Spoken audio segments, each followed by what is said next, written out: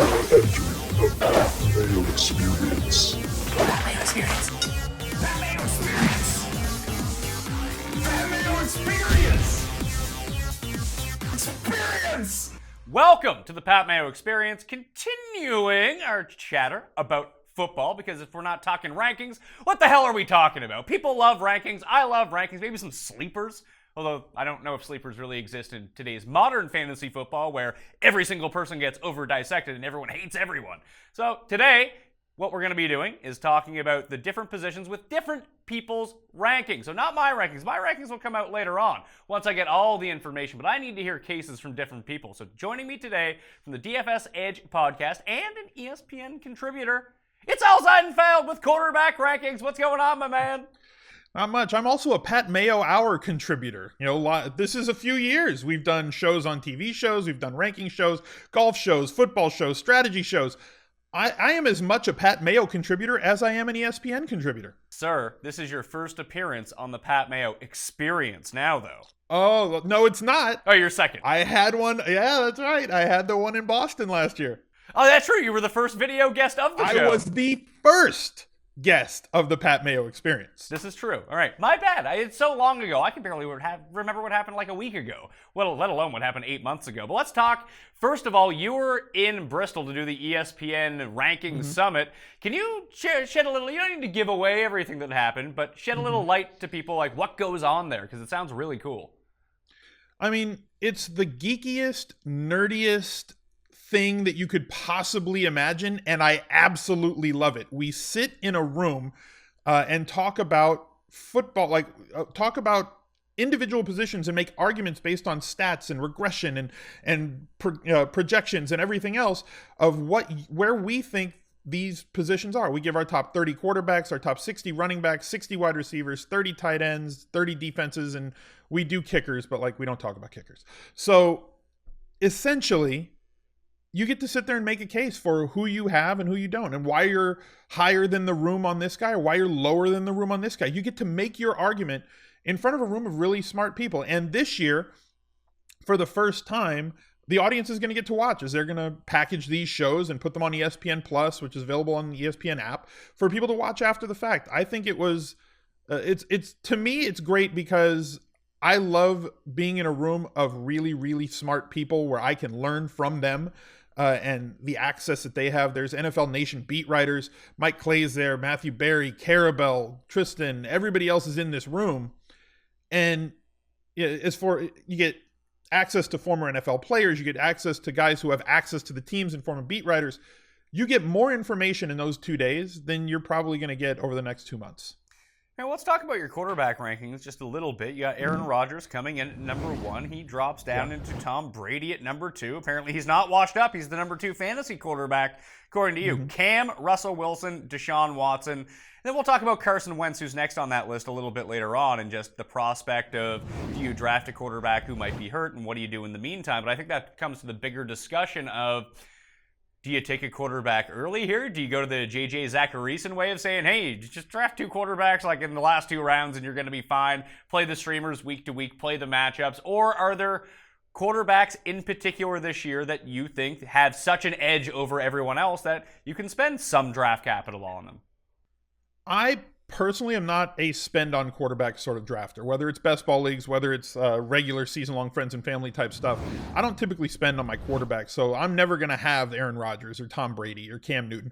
I'm also not going to wait for, the guys that are 24, 25, 26 on the list. I'm going to take a couple of guys maybe at the QB 10 to QB 18 range. I'm going to take 2 or 3 of those guys, and I'm going to go with them. Best ball, I like to draft 3 quarterbacks. If it's regular season long, I'll take 2, and then I'll use streamers off the waiver wire as well.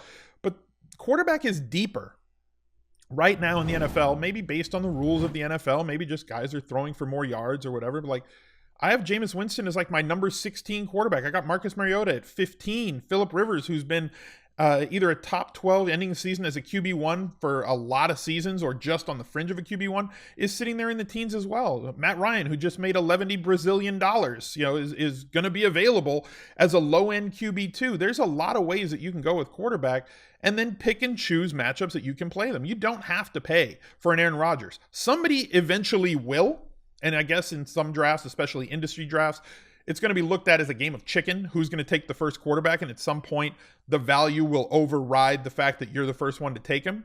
But in most of your friends and family drafts, somebody or multiple people will take quarterbacks way too early. Well, one thing that I've always, I don't want to say I've preached, but I've recommended to people, and if people are going on the internet and watching fantasy football videos, they're probably more advanced than your standard regular guy you play in with a work league, friends and family league, that kind of thing. But if you're someone that doesn't want to pay attention, there's such an advantage to be had off the waiver wire or playing these streaming matchups where you can just invest so much into wide receiver, running back, and tight end, scan the wire and build your team depth that you can find a quarterback that goes along with that team fine. However, if you're the opposite of that type of player, you're the one guy in my league who maybe checks in on his team Sunday morning to see what's going on, do you think it's best to draft one of the good quarterbacks because they're going to be the highest scoring players? That if you don't want to invest a whole bunch of time, it's the path of least resistance? I mean, I'm not going to say that you can't do it. If you're going to go that route, I would suggest you take a quarterback who adds some sort of rushing upside. Somebody like a Cam Newton, a Russ Wilson, a DeShaun Watson, somebody of that ilk, as opposed to just a simple sit in the pocket, drop back guy like Tom Brady or Drew Brees, or at this point in his career, like a Ben Roethlisberger or a Matthew Stafford, right? Like Stafford's great. Like he's been like a QB7 or higher for like the last 2 or 3 years, but you're not going to get any rushing upside from him. You have to kind of pick matchups every once in a while. I think that they want to run the ball more this year. If you're going to pick a quarterback in those top 6 or 7, I would personally prefer to get one that has rushing upside versus one that's just going to have to throw for 35 plus touchdowns. All right, so those top 5, Rodgers, Brady, Newton, Wilson, and then Watson. I did my initial rankings right after the first round of free agency because they made me. So I didn't really put all that much thought into it. Here are the guys that I like. Here are the guys that I don't like. Here are the guys that I'm going to reach on. I had DeShaun Watson higher than this. I had Cam Newton a little bit lower. I think I actually had them in flop positions. And I started thinking about it. I initially had Drew Brees ranked way too highly before I started remembering how the Saints actually played last year and that Drew Brees wasn't really the best, except outside of a few like outlier games. But in terms of DeShaun Watson, I think it's all injury risk that we're worried about at this point because I think upside-wise, he's better than Cam Newton is. Yes, upside-wise, he's probably the best guy on the board, considering that he averaged like 24 fantasy points a game last year, and the best quarterback other than him averaged 20 fantasy, so he's 20% better than the second best quarterback, but he only did it over like 5-6 games, so I don't think injury risk is the problem. I think regression monster is the problem, that he's just not going to complete 1 or 2 50-plus yard touchdowns a game, every game for the course of the season. Right, especially when you're looking at a guy like Will Fuller, who, when he was playing with DeShaun Watson, averaged just over 20 fantasy points a game on 3.25 catches, as opposed to 5 or 6 fantasy points a game on the same amount of volume in the games that he wasn't there. So some of this is going to come back down to earth. But if he regresses by 25%, right, you're still talking about somebody who's averaging 18, 19 fantasy points a game. He has upside with his legs. He doesn't scramble to scramble. He moves in the pocket to create more throwing lanes, which is something that we didn't think was going to happen last year. That definitely did. You know, we thought that he was just going to be a tuck and run sort of guy, and he was not that. He would kind of move to extend a play to be able to throw the ball, which is something that looks up for him, in my opinion. It's not a bad thing. It's great. But he has the big upside for somebody who can bust a long run. He's definitely got the legs to do it. He has a couple of weapons around him that are great. Will Fuller can stretch the field, albeit not as consistently as he did last year. Hopkins is going to be an absolute monster with or without DeShaun. So I think he's definitely got a really good floor, right? Which is why I have him ranked where I have him ranked. But he's got this ceiling that may be better than any other quarterback on the board. So I think that's why I would end up going with him above Cam Newton. But if we talk about Cam, Russell Wilson, and DeShaun Watson as not necessarily, I think Cam is the biggest runner out of the bunch, but the other two use their legs at the same time. I guess the argument for Russell Wilson this year would be Seattle might not be very good.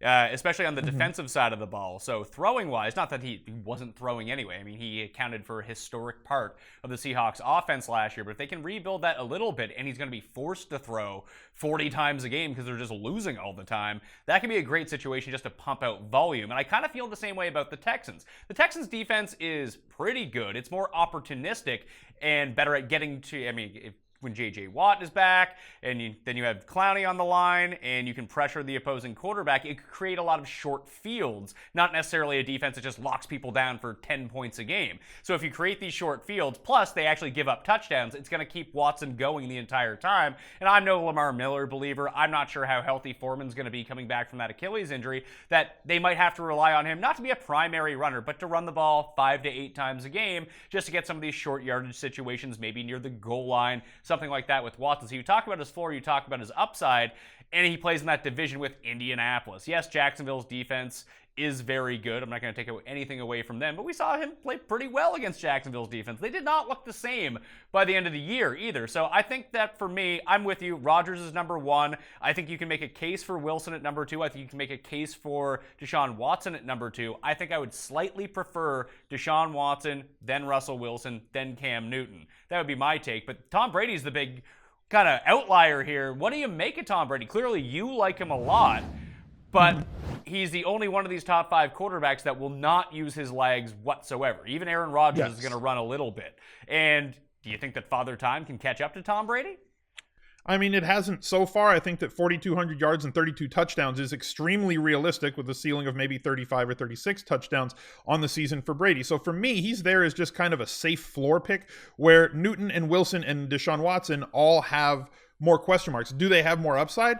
Yeah. But when you combine their floor with their upside, I think it's different. Now, I would assume that most people are going to have Wilson ahead of Newton. And this is one that I really spent a lot of time thinking about. So if you look at last season and the season that Wilson had, he was the best quarterback on the board by the end of the year. He can create things with his legs. He threw the ball more times, threw for more touchdowns than anybody else, all those sorts of things. However, he had nobody that could run the ball.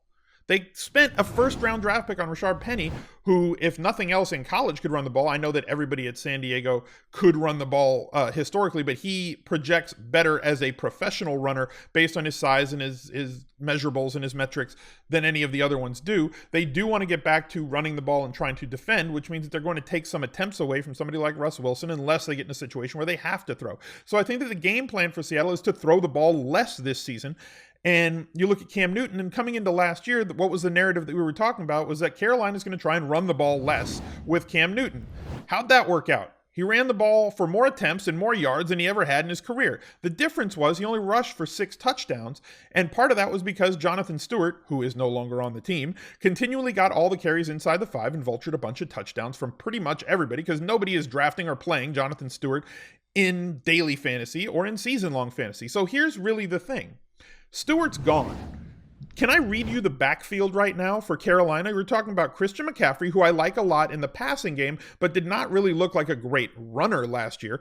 Fozzie Whitaker, Cameron Artis-Payne. Cam Newton's getting all the carries inside the 5 this year. I think he possibly pushes for 10 rushing touchdowns this year, which is more than any other quarterback on this list that I can really project. He's the best runner. They may not run it as many times, as volume dependent as he was last year with his rushing. He may not run for 750 yards, but I think he's going to get more carries, more opportunities inside the 5-yard line than he did last year. And for that reason, I have Cam Newton above Russ Wilson. DeShaun Watson, I think regression is coming. I think he's great. Like when I say regression is coming, people are going to say, you hate DeShaun Watson, Al. Why do you hate DeShaun Watson? I told you he was going to be great. I have him as the 5th best quarterback on the board ahead of Carson Wentz, who should have led the league in touchdown passes last year, Kirk Cousins, who just got paid $11 Brazilian, and a few other big names as well. So I really am high on DeShaun Watson. I just think Cam has a bounce back year in terms of rushing touchdowns, which is going to push him over the top. I find it hard to project 10 rushing touchdowns for any quarterback. I think you make a very compelling case of how he can I'd say he challenges for, I think 8, 9, 10 is definitely in play as opposed to 6 last year. Sure, okay. I think that makes sense. Let me ask you, if one of those two guys is, let's say we fast forward to the end of the season right now, and I told you that in this one alternate timeline, Cam Newton is the number 1 quarterback, and in this other timeline, DeShaun Watson is the number 1 quarterback. Which one of these players theoretically has scored more points? I think it would be DeShaun Watson.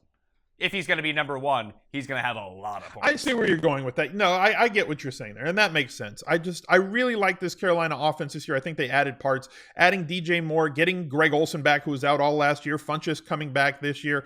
I think Christian McCaffrey catches 80 balls again, and the lack of a really big ground game, unless they sign somebody closer to camp like CJ Anderson, who's still a free agent, that could change my mind and move Cam down on my board 1 or 2 slots. I would probably move him behind Wilson and behind Watson. But as it sits right now, and that's what we have to rank off right now, I think that Cam Newton has the particularly great upside. DeShaun Watson, I think we saw perfect DeShaun Watson last year.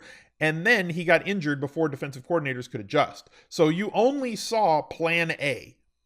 And we haven't seen what happens when DeShaun Watson has to deal with plan B in the NFL. That's a fair point, too. Plus, he's coming back from blowing his knee out. Now, when I talked to him... Which he's done before, and he came back fine. So if anybody knows how to get back from it, it's him. I talked to him at Radio Row, and he said that he was doing fine. Not to say that he was ever going to say he was doing poorly. Like, I can barely walk. That was never going to come out of his mouth. But he said, Name dropper. He was navigating in and out of the tables pretty well. He was showing good mobility there. I mean, much better than Louis Anderson did. So good explosion from interview to interview. Yeah, absolutely. And he seemed to be in good spirits. So I think that there's a better floor with Cam Newton. And I think that, there is a baked-in floor with DeShaun Watson, whether the defenses adjust to him, whether the injury limits him a little bit, I still think that there is a solid ground for him to get to. I do think that out of all these quarterbacks, he's the one that I can see myself end up drafting. Although, people have a very visceral reaction to Cam Newton. So I really doubt that he ends up being drafted as the number 3 QB. So he might end up being the best value of this bunch. Possibly, yeah. I could see that happening. I mean, I could see people drafting Wentz ahead of him. I don't think that you're going to get the guys like Cousins and Luck and Garoppolo. That ilk won't go ahead of him. But he might go in many drafts as like the QB6 or QB7.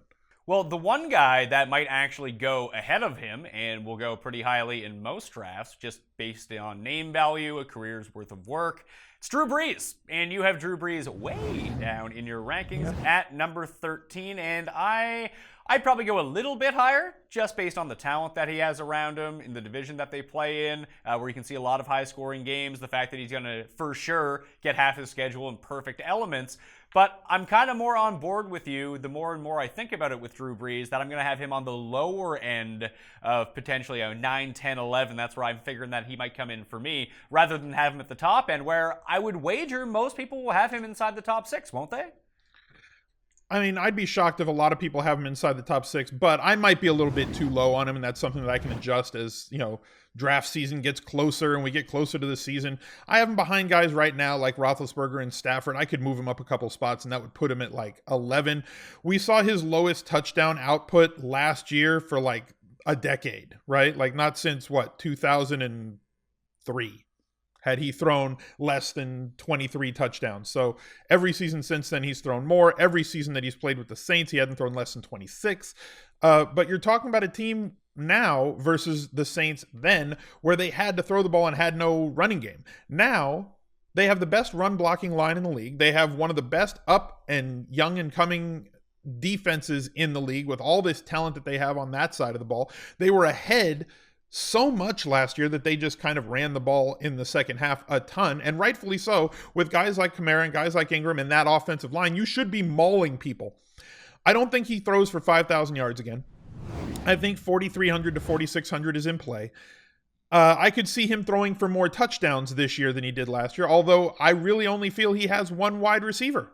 I think that Thomas is really the only guy. I'm not a big fan of his tight ends. I'm not a big fan of his 2, 3, 4 wideouts, that they're going to create a lot of touchdowns. So you're looking at a situation where, to me, I think he might top out at 28 touchdowns and 4,500 yards, which is a lot, but I think the meat of his projection is probably closer to what he did last year, 4,300 yards and 25 touchdowns, where I'm comfortable with him is the QB 10 to QB 13 range. I can see that as well. The one thing I would put Roethlisberger underneath. I hate drafting Ben Roethlisberger. I hate having him on my season-long team. I like to play the guy on DraftKings. Don't get me wrong, because he has these gigantic games, but I can't handle the week-to-week inconsistency that you get. And it seems shocking that someone who can throw to Antonio Brown and Le'Veon Bell can go through these stretches where he's just a very poor fantasy producer. Like, we've never seen sustained consistency from Roethlisberger on a week-to-week, outside of like 4 straight weeks. Then you go back to the 2 bad weeks where he just absolutely sinks your team. So I think that consistency does matter with some of these guys. And he's consistent though. He's consistently good at home and consistently bad on the road. But if you're going to draft Ben Roethlisberger, are you really going to bench him for the road games? Are you? You should. You should. You must have a contingency plan, and that's why he's not in my top 10 quarterbacks, because you can really only count on him when he's playing at home, and even then he has some stinkers at home when they win by a lot, or defense scores, or get a couple of Lev Bell rushing touchdowns, something along those lines. That's kind of what you're in for when you draft Ben Roethlisberger. I think he's somebody, like you said, great for DFS, probably pretty tough for season long to stomach as your QB1. Somebody that you're fine with in a best ball situation where you don't have to deal with picking a quarterback. If he has a big week, he starts. If he doesn't, he doesn't. But I understand that frustration. So with him and Brees, both the things too is that, yeah, they throw a ton, they throw touchdowns, but they have no rushing floor to speak of. So you're going to have, like, the bad weeks are exceptionally bad, that you're going to end up with like 3 points, where even with someone to the extent of Marcus Mariota, where he probably doesn't necessarily have the same passing upside as Brees or Ben Roethlisberger. Maybe he will someday, but you're still going to get those baked in 4 or 5 points of him running. Maybe you get a bit more if he rushes in for a touchdown. Then all of a sudden it's a cheap 11-point day, despite the fact that he didn't do anything. So I'm not saying that I like Mariota more than those guys. I don't. But I think they're very close in where the draft comes out, and I know Drew Brees and Ben Roethlisberger are going to go significantly higher than someone like Mariota. And I love Mariota as a bounce back this year. He had his worst season as a pro last season in 2017, had his worst QB rating, threw for the least touchdowns, threw for the most interceptions that he's thrown for in his career. And now he gets out of this archaic offense where they're going to throw 2 running backs and 2 or 3 tight ends on the field at the same time. He's got Corey Davis, who's an extremely young rookie coming into his second season. And one of the things that I learned, this is something else that we talked about at the Combine. You talk about a guy taking a leap in the second year. You never really think about why. Oh, he just understands the league more. Ryan Clark really explained this well. Like, your rookie year isn't just your rookie year, and you don't really get to just pay attention to football. When you get finished playing football in December, you start working out for the Combine. Then the Combine comes. Then you're doing interviews and draft prep and pro days. Then you're getting into off-season stuff, and you're still learning how to be a pro. You're moving. You're doing all these things, and you rushed into the season. You get to camp. Then you go through 16 weeks. And the first time that you actually get a chance to take some time off and let your body rest and recuperate, to digest the playbook, to break down film, and to understand things, is January through June of that next year, or February through June if your team goes far enough in the playoffs. So you see that leap in the second year for a lot of players because it's the first time in 2 years that they've had any time off from football to let their body and brain recover. So I like the Titans offense for a big bounce back this season. One, they're going to a more aggressive sort of offense. They're going to throw the ball a little bit more. I like the pickups that they had with Deion Lewis. I like their passing game. And don't forget, coming into last season, we were all falling all over ourselves to talk about this Titans offense and how big a season Mariota was going to have because of what they did in the draft, getting Jonnu Smith and getting Corey Davis, going out and getting Eric Decker, who's not there anymore now, but you still have Rashard Matthews. I think that they're going to see a lot more 3-wide situations, a lot more passing situations, a lot more spots where Mariota is going to be moved. They're going to move the pocket and allow him to maybe run on some designed runs this year where they didn't before, coming off of a season with an injury last year and with the archaic offense that they ran. I think that this is a possibility for Mariota where he's ranked for me to draft him at a value and to get a guy who could end up the season as maybe a top 7 or 8 QB when it's all said and done. Mariota right now is currently just inside the top 20 in terms of ADP, so he's free. Yeah. He's free he's great value. Yeah, right now he is. The guy I wanted to talk about, though, is currently just inside the top 10. You have him at number 6. It's Carson Wentz. First of all, do you think he'll be ready for week 1? Because I don't. I don't know for sure. I'm not a Dr. Jim. But You're a professional guesser. Well, guess. I have been a professional guesser. I've done really well at guessing for the last 6 years. Carson Wentz may not be there for week 1 and week 2. That's something we don't know where we're sitting right now, and we'll get more information on as the summer progresses, right? This is a game of partial information. If you're drafting now and you draft Carson Wentz, make sure that you have at least a replacement level guy to take those first 2 weeks if he is out for those first 2 weeks. However, last year, he still threw for over 30 touchdowns and is in just the same offense now this year that he was last year. So if you miss 2 weeks like you missed the last couple of weeks last season, he still has the potential to throw for well over 4,000 yards and 30 touchdowns. And it's one of these things where you need to look at it. You mentioned you need to find the fill-in QB, and we just kind of said that Mariota is free right now. You can play Mariota or whoever has the best week 1, week 2 schedule that's going to be available. And then you just combine those 2 weeks with whatever Carson Wentz. I try to stress on this every single season, and it's the same thing when it comes to running backs. Because people will always throw it out like, oh, Frank Gore was a running back 2 last year. It's like, well, if you had used Frank Gore as your running back 2, you would have won nothing, because the only reason that he was a running back 2 is because he played every game.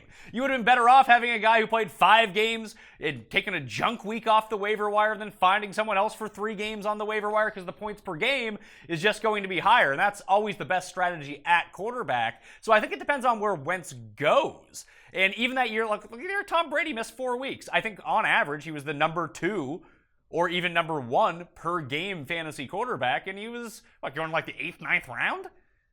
Yeah, I mean, that's just how it goes with quarterbacks, and it's going to do that pretty much all the time. You're going to find value, and if it comes out that Carson Wentz is going to miss the first 2 weeks, guess what? He's not going to be drafted as a QB5, QB6. He's going to be drafted as a QB10 to QB13, and you're going to come in with an absolute value because, like you said, you can find somebody that's got a really good matchup the first couple of weeks and just either play guys off the waiver wire and stream them, or draft somebody to be your QB2 and with soft matchups in the first 2 weeks, maybe top half matchups in the first 2 weeks, to allow you to just wait for him, because you're going to get him at a value anyway, because people are going to shy away because I don't want to draft a quarterback that's coming into the season hurt. But it's not something he relies on. He tore knee ligaments. His arm will be fine. As long as he's mobile enough, he'll be fine. And they're doing great things with knee ligaments nowadays. Yeah, what was the last player, non-running back? Like, I think, wow, what the hell was his name? Lattimore. Marshawn Lattimore? Yeah. That it was basically his career was over. But like even when you remember, he tore every knee ligament. Who was it? It was not Napoleon Kaufman. There was another Raiders running back where his knee went sideways, and okay, that one we're not going to be able to fix. But other than that, I think everyone has successfully come back from a knee injury over, I think, the past 10 years. Yeah. So Wentz is going to be fine. The guy after him is the one that I have the most concerns about, and it's Kirk Cousins. Signs the big deal in Minnesota, goes to an offense that is definitely talented, but goes to a team that has a much better defense, and it's going to be interesting to see now the style of offense that they play. There could be a situation where Kirk Cousins is exactly the same, and his efficiency and yards per attempt are still way up. He's still very good, but the volume goes way, way down, and then you have to rely on touchdowns. And maybe he doesn't run as much in Minnesota as he did in Washington. And those rushing touchdowns were a big part of Kirk Cousins' overall fantasy value. So I don't think that the floor and potential upside is as high with Kirk Cousins in Minnesota as it would be in Washington playing with that team. So I don't know if I would necessarily move him down too much based on the guys that you have right after him, who I think are higher upside guys for sure, but the floor is definitely a lot lower than they are on Kirk Cousins. It's just I find that Kirk Cousins could end up just being incredibly mediocre this year, and that he just might be Phillip Rivers, which is fine, but not number 7 good.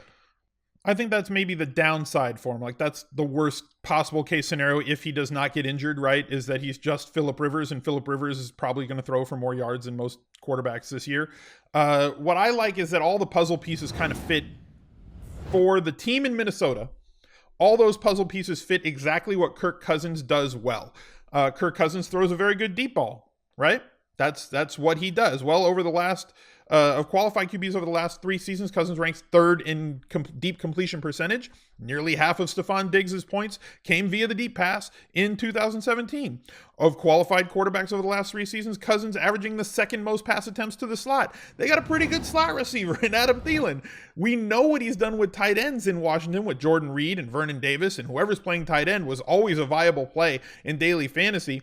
for Kirk Cousins in Washington. Guess what? He's got a guy in Rudolph who's 6'12" and catches everything around the red zone. So there's a lot of things here. And Dalvin Cook coming off of a knee injury, but again, this was an early in the season knee injury. I think it was the first week of October.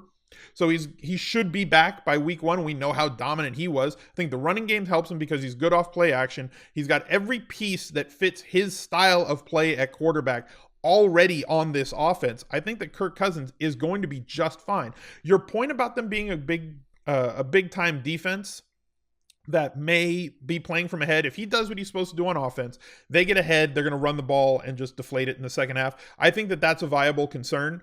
But I think that Steph Diggs and Adam Thielen and Kyle Rudolph are going to demand that touchdowns come their way because they're guys that can make touchdowns happen. And Kirk Cousins is exactly the quarterback that takes advantage of their particular skill sets. Andrew Luck, then Patrick Mahomes, number 8 and number 9 in your rankings. I like the aggressiveness of this because you're just very aggressive. Well, you're praying with Andrew Luck here that he's going to be fine. He's the asterisk. He is, and I got burned with him last year because it looked like he was fine. And then all of a sudden he wasn't fine. There were some floating concerns. And then all of a sudden he didn't play. So that was bad if you took Andrew Luck. Yeah, I think people are going to be hesitant to take him unless we hear glowing reports that he's throwing the ball again. But what realistically is his upside here at number 8? Like, are you? Because obviously to rank him at number 8. What is Andrew Luck's upside? Yeah, what is it? Andrew Luck's upside is like 30 touchdowns and 4,200 yards. That's his upside, and it's a very realistic upside as he's done it twice. The downside is he plays 3 games. So I have to kind of go with this and say, okay, well, where am I really going to rank this guy? Because again, rankings, projections are going to be on a per game basis and how many games you're going to project the guy for. Again, it's May. So where am I projecting him? I'm going to say let's assume he plays 14 games, which is kind of what I did. If he plays 14 games, he's probably going to throw for around 4,000 yards and maybe just under 30 touchdowns, which is greater than everybody else that I have below him. So that puts him at a spot where I kind of have to rank him here. And it's a very simple equation. It's an if-then statement. If Andrew Luck is not healthy, then don't draft him. And we'll find more of that out as the season progresses, as the offseason progresses, because this is a game of partial information. And right now, with the information we have, he seems to be on track to come back. And if he comes back, he's going to be Andrew Luck, and he's going to be the, throw it all around the field guy that he has been. I think it helps to get a guy like Ebron. He's still got Jack Doyle. We still got T.Y. Hilton, where he is. They're younger at running back, which isn't hard to do. When you get rid of Frank Gore, you're automatically just going to be younger at running back. So if he plays 14 games, this is where I like him. If you think he's going to play less, then adjust accordingly. It's not necessarily that I think he's going to play fewer games than that. It's, are we sure we can't be sure on anything. But I have real concerns that he might not be the Andrew Luck that he used to be. He just missed a year. That's a legit concern. He just missed a year with, and you said this isn't a knee problem, this is a shoulder problem. Yeah. And that could be entirely more problematic. So where would you, this is the real problem with ranking Andrew Luck, is where do you rank him? Again, we don't know what he is. So I can only assume that he's going to be a tick below what he was before. The upside is he's the same guy that he was before, and he plays 14 plus games. The downside is looks nothing like that, and we'll know if he looks nothing like that through OTAs, through minicamp, through training camp, through preseason games. We'll know. And when we get that information and when this picture becomes more clear, we can adjust accordingly. But as of right now, I have to think that he's on track to be the starter until he isn't. Patrick Mahomes, you have ranked at number 9 by Fantasy Pros. His consensus rank is 19. Why do you have I'm going to have a lot. So I can assume that. And you're going to get a good value on him, too, because you do not need to draft him as highly as the number 9 ranked quarterback. But make the case of why he's a top 10 quarterback. Alex Smith was the 4 quarterback on the season last year. He was the 4th highest scoring quarterback in fantasy football last year. Now, Patrick Mahomes is going to make more mistakes, right? He's going to throw more interceptions than Alex Smith, right? It's just, it's something that's going to happen, right? But I like that, though. That keeps the other team scoring. It keeps you throwing. Turnovers aren't always necessarily a bad thing. Right. Okay.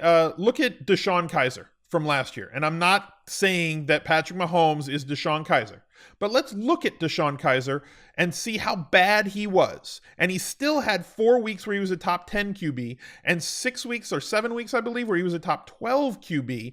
This is somebody who could have been a starter for you as a really bad rookie. Now you've got Patrick Mahomes, who came in last year, digested the playbook. All the things that I talked to you about, what RC said with a player in their first year, their rookie year versus their second year. He's coming into his second year knowing the entire offseason, with the team knowing the entire offseason, that he is the guy.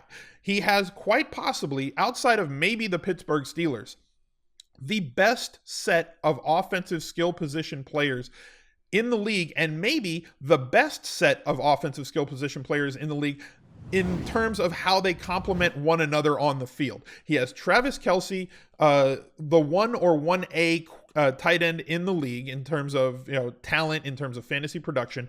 You have Tyreek Hill, who may not be as sustainable, right? He had 8 touchdowns over 50 yards last year. Nobody since like the last 20 years had over 3. So maybe that number comes down. Even if you have that number, it's still 4 long touchdowns. That moves safeties off the line of scrimmage. You've got Kareem Hunt, who is a good option out of the backfield and can pound it in between the tackles as well. You have a full offseason with these guys as the guy, and with the coaching staff to work with him to prepare him to be the guy. He understands the playbook, understands the verbiage, which is also very important. And we took Albert Wilson or Chris Conley from the other side and went, poof, you're now Sammy Watkins. So they've even improved the guy on the other side of the field. I see a distinct path to 4,000 yards and 25 touchdowns for Patrick Mahomes. And he is not just a drop back passer. This is a kid who is athletic and mobile, can move, should run for a few touchdowns as well. I'm not talking like Cam Newton or DeShaun Watson runner, but think maybe Aaron Rodgers or Andrew Luck type runner, where he gets 2 to 5 touchdowns on the ground. Kirk Cousins type runner, Andy Dalton type runner, where he's an opportunistic runner of the football when everything else breaks down. And he's somebody who has more arm talent from a scout grade perspective than Alex Smith ever had. I love Patrick Mahomes in this particular offense. If he was on another team that didn't have this amount of talent, I would say there would be tougher sledding. I'm not saying he's too big to fail. I'm saying he's way better than his ADP right now. And if he's going to go as a QB 19, and I'm going to be able to maybe stash him or grab him as a QB 15 or 16 to make sure that I get him on my team. And where are you going to draft that guy? Round 15? I'm going to have a ton of Patrick Mahomes through draft season. And the great thing about baking in that sort of value in the 13th, 14th round, 10th round, whenever you end up drafting him, is that if you mentioned he's not too big to fail. So if he does fail, it's not really costing you all that much. Nope. So yeah, no draft capital that you're going to have to spend. I believe he ends the season as a QB1, and if you're getting him as a low-end QB2, you can do a lot worse. You have Jimmy Garoppolo at 10 right behind him. Jimmy Garoppolo is definitely going to go a lot higher than this because people love Jimmy G. They love him. He's a heartthrob. I mean, understandably so. He's a pinup model. And right now, the average ADP is skewing up towards like QB7, QB6. Do you just worry that listen? The weapons are concerning, at least in the passing attack. The defenses in that division that you're going to see a lot, like the Rams defense is improved. The Seahawks defense has got a lot worse. The Arizona defense can be opportunistic. Sometimes they can get to the passer. Other times, not so much. But then you have Kyle Shanahan running things. You think everything's going to be very efficient. I don't really know what to do with him because I can see him going as high as someone in your draft will be like, oh, Jimmy G, I'll take him in the 5th round. And I'll be like, well, that seems a bit high. So is he more towards this class of like the Roethlisberger, Rivers, Stafford, or is he more towards the class of where you would have like Wentz and Cousins and Luck, or is he on like an island in between? I think he's in that tier, at least where I have him ranked. If he's going as a QB 5 or 6, I'm probably not going to have any shares of Jimmy Garoppolo. It's just the way it's going to shake out. I'll take somebody like Stafford, who I know what I'm getting over the last few years, and probably going to get pretty much the same thing this year. I think he's in that ilk with Ben and Matthew Stafford, and that's kind of where I have him ranked, although I have him a tick above them. Last season when he took over the 5 games that he was the starting quarterback, he threw for a ton of yards, and their field goal kicker was the MVP those weeks because they just couldn't get it in there. Obviously, he didn't really know the playbook. They threw him in there. He didn't have a full offseason. He's now got an entire January through September to work with Shanahan to go over things. They're going to get Garcon back. We've got Kittle may or may not be a thing. We know that Goodwin was somebody that they really liked, and they've paid a lot of money to go get somebody like Jerick McKinnon, who has seen a lot of volume in the passing game when he was in Minnesota, albeit not the most efficient player in the passing game. But they paid him to be the guy, and we're going to see what he can do. I think that he's going to trend higher on touchdowns than he did at the end of last season with as many red zone trips as they had. We'll see if he's the type of quarterback that's going to utilize his running back. I assume that he will with as much money as they've paid him. I just have a problem with him going as a top 6 QB with all those guys that are above him. I don't have a problem with him from maybe 10 through 14 if he goes in that range in your drafts. If it's like QB 11 time and Garoppolo's still out there, I think that he's a good grab. You're 10 to 20 in terms of rankings. We have Roethlisberger, Stafford, Brees, Rivers, Winston, Mariota, Dak Prescott, Matt Ryan, Jared Goff, and then Alex Smith. We already talked about Marcus Mariota a little bit in terms of potential upside that he could have from this spot. Would you lump Jameis Winston into that same sort of netting as well, knowing that he can rush? He can rush for touchdowns if nothing else. He's a big body back there. Or maybe they just finally open up this offense and just, hey, Jameis, chuck it 45 times. Go nuts. I mean, they went out and got a kid in Ronald Jones from USC who does not project as a 20 carry between the tackles sort of back. He's going to be a pass catch guy. Weighs like 205. He's going to have to bulk up a little bit, but he's somebody who can make a difference in the passing game. Jameis should throw for a bunch of touchdowns. He's improved every season that he's been in the league. I think he takes another step forward this year. He's got a volume receiver who's 6'5" and very young in Mike Evans that can make touchdowns happen if he actually hangs on to the ball. But if they can click this year, I think that there should be some big things. If O.J. Howard takes a little bit of a step forward in terms of his production as a tight end. Maybe he's the inline blocker guy, and Cameron Brate is the other tight end. That is more the pass catching, the H-back. He's got enough weapons for him to succeed in that range. I like him a lot. I don't really want to project him a lot higher, but I think that you can go week to week with him, avoid the tough defenses, start him on the weeks where he's got a soft defense against him. I think that we're in a situation where Jameis is the guy. Going into last season, Jared Goff was kind of called bust, not very good, really sucks. Then all of a sudden, hey, Sean McVay, not so bad anymore. In the Fantasy Pros consensus rankings, he's being ranked as high as the number 5 overall quarterback and as low as the number 27 overall quarterback. He's probably somewhere in between those two numbers, but they sub out Sammy Watkins, bring in Brandon Cooks. You're still going to have Gurley and this offense catching passes out of the backfield. Did they run extremely hot last year, and that's why he was able to put up the numbers that he did? Or was the leap just so big from year 1 to year 2 that we think that he may have been better than his stats actually were? Okay. Yes. One, you went from a Jeff Fisher offense to a McVay offense, which is great. They added a couple of pieces last season on the outside and on the offensive line to make him to help him progress better. It was kind of a make or break season where he had to really show that he could improve. We have that second year that we've talked about a couple times already on this podcast and why he could be better. And he was, right? So Robert Wood stepped in and was great. Watkins did his job. People are going to say he disappointed, but he was locked up on a number 1 cornerback a lot of the time. And Goff really excelled at doing a lot, and they turned Gurley into an MVP type guy. Now, regression is coming, and here's why. I've seen people say, I think that Goff should be a top 10 QB. Last season, 9.5% of Jared Goff's completions turned into a touchdown.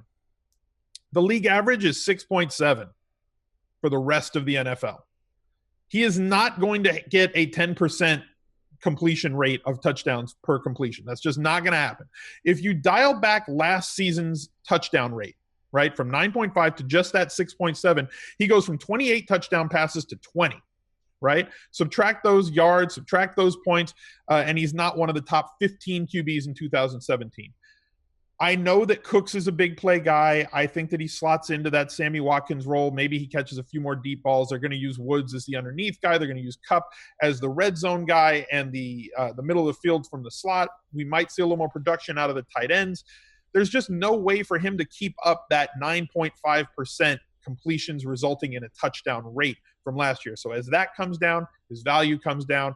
I think 20 touchdowns to 22 touchdowns is very realistic for Goff, which is great in this range. They didn't throw it a ton last year. This team is going to revolve around Todd Gurley. He is the one Ram that I want on my teams this year. Tyrod, you have at number 21, but he's in that offense. He gets a substantial upgrade in weapons. There's 4 weapons guys. That's kind of one to run by you. Tyrod's one. Eli Manning's another one. Now that they have a legitimate running back, Beckham's going to be back. They're looking fine. Mitchell Trubisky just going from year 1 to year 2. Another guy like that we mentioned a little bit. And then Case Keenum in Denver. It's not a huge drop. It's not a huge drop off in terms of offensive weapons. Sanders is going to be healthy. DT is going to be there. They drafted 2 receivers. I don't think that he needs to be this low. I think I'd rather have him than Josh McCown, who might get replaced at some point, or even with Eli Manning, I have a very poor gauge on any of these guys because people talk about Trubisky as a breakout guy that if you can get Mahomes at number 19, you can get Trubisky at 29. Why not just do that? Or do you think that the talent between the two is just so great and the offensive system is so much greater in Kansas City? But why can't Trubisky look a lot like Mahomes does now in that offense that is basically going to be translated to Chicago? I don't think Mahomes puts up anywhere near the numbers on a if he has a really great year and Mahomes has a good year, I still think that Mahomes' numbers will outperform Trubisky, but why not have both? If you're going to get one as the QB 15 to 19 and the other one as your QB 3 at the end of drafts in the last round, I like that a lot. In terms of Tyrod Taylor, if he is the guy, if we know for sure that this is going to be an Alex Smith situation with Mahomes behind him from last year, where he's going to start 16 games, Tyrod probably falls between QB 12 and QB 15 for me in that offense with those weapons and his ability that we've seen in the past with nowhere near the amount of weapons that he has in Cleveland this year from what he had in Buffalo. And he was always fringe QB1 on those teams. So I have him ranked down. I had him originally around 15, and then they drafted Mayfield and moved him to 18. It's okay, well, maybe he only starts when is their bye week? I think it's around week 8 or 9. That seems usually to be the time that rookies become the starter, if not sooner. So if you get half a season out of Tyrod Taylor, I kind of I have him where I have him. He's a moving target right now for me. But obviously I'm on Team Tyrod, and I like his skill set. I like what he does. I play him all the time in daily fantasy.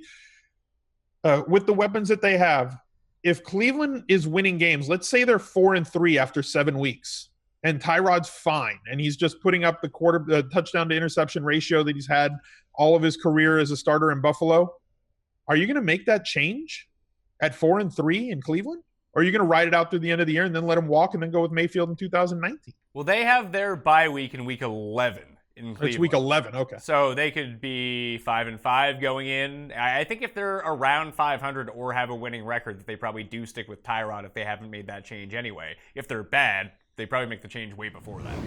If you're 5-5, you're in the playoff hunt. That's what I mean. If they're 5-5, they stick with Tyrod here. Yeah, the ceiling, the ask is not all that much, right? For him to have to keep this job unless Mayfield through preseason and everything looks like an absolute monster, right? Yeah. Last thing, let's say we just fast forward to week 1 right now, and all the rookie QBs are all of a sudden starters on their individual teams, except for Lamar Jackson because he's not going to be the starter in Baltimore. We just kind of know that's not going to happen. But everyone else, you could make a case that they end up starting, I suppose, based on where they landed. Who would be the most impactful fantasy rookie, or would all of them just be not good? I mean, all of them would fall near the bottom. I would probably want Mayfield, to be honest with you. He's got great weapons around him. He's on an offense that's trending upward. He's got a good enough running game. He's got great wide receivers. He's got a good slot receiver, good pass-catching running back.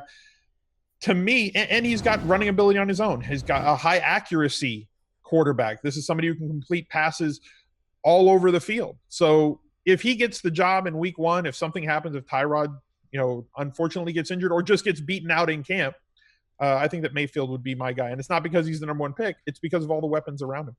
Al Zeidenfeld, thank you so much for being on the show. Thanks for having me yet again, Pat. No problem. Oh, I have a running back question for you. Would you rather draft Barkley or Kamara in a PPR? I have Kamara higher. See, that's. But I was doing my prelim running back rankings, and I was just trying to figure out, do I want to put this? he's side? higher by 2 spots. By 2 so spots. It's not like who's in between? Kareem Hunt. Okay, I got into this argument with Seeley. Like, would I rather have Kareem Hunt or Barkley? And I said I'd rather have Kareem Hunt. And he's like, no, Barkley's way better. I mean, I like Barkley a lot. Like, I'm not slighting Barkley. I've got him as like my number 7 running back.